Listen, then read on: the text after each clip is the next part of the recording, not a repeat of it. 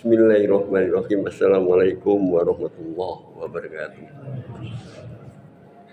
Agama adalah nasihat. Ini adalah sabda Rasulullah SAW. Dari Abu Ruqayyah Tamim Ad-Dari radhiyallahu anhu. Sesungguhnya Rasulullah SAW bersabda, agama adalah nasihat. Kami berkata, kepada siapa? Beliau bersabda, kepada Allah, kitabnya, Rasulnya, dan kepada pemimpin kaum muslimin dan rakyatnya. Hadis riwayat Muslim. Jadi kalau kita lihat agama nasihat, berarti agama tidak memaksa.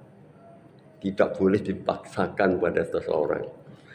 Nasihat untuk hal-hal yang baik dan bersifat tulus.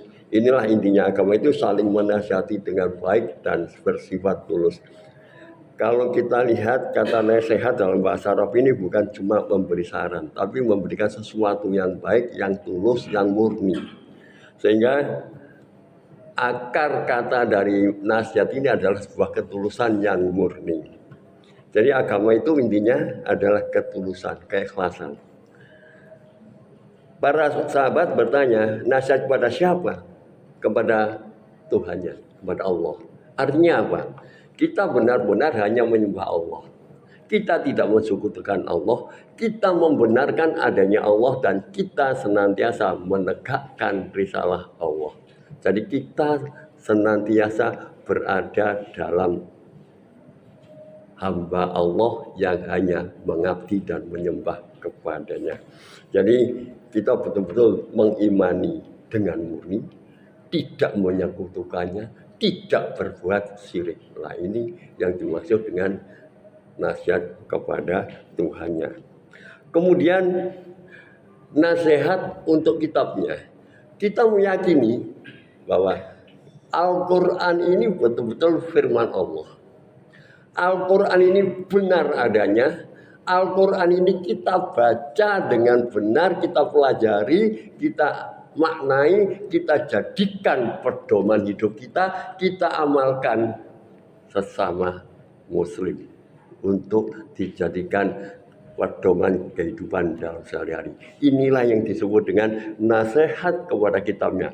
Membenarkan isinya Al-Quran, membaca dengan baik, mengamalkannya, dan mempedomaninya sesuai dengan firman yang tertuang dalam Al-Quran. Kemudian nasihat untuk Rasulnya. Maksudnya di sini adalah mengikuti sunnah Rasulnya, membenarkan apa yang disampaikan Rasul, membela Rasul. Baik ketika masih hidup, para sahabatnya walaupun sudah meninggal, kita membela kebenaran ajarannya dan kita jangan sekali-sekali menambah-nambah ajaran yang tidak diajarkan oleh Rasul. Kita dilarang berbuat bid'ah.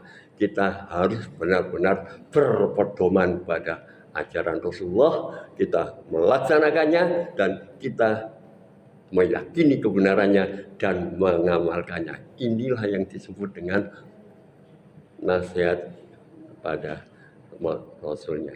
Kemudian yang keempat adalah nasihat untuk pemimpin kaum muslim. Nasihat untuk pemimpin kaum muslim ini maksudnya adalah kita betul-betul mentaati para pemimpin muslim. Dan kita harus berani memberikan saran, menegur ketika salah, memberikan peringatan ketika menyimpang, dan kita tunduk patuh kepada apa yang diperintahkan olehnya ketika memang tidak menyimpang dalam ajaran Islam. Dan yang terakhir, nasihat untuk kaum muslim secara umum. Satu sama lain di antara kita harus saling menasihati, harus saling mengingatkan, saling memberikan sebuah nilai kebenaran untuk jalan hidup.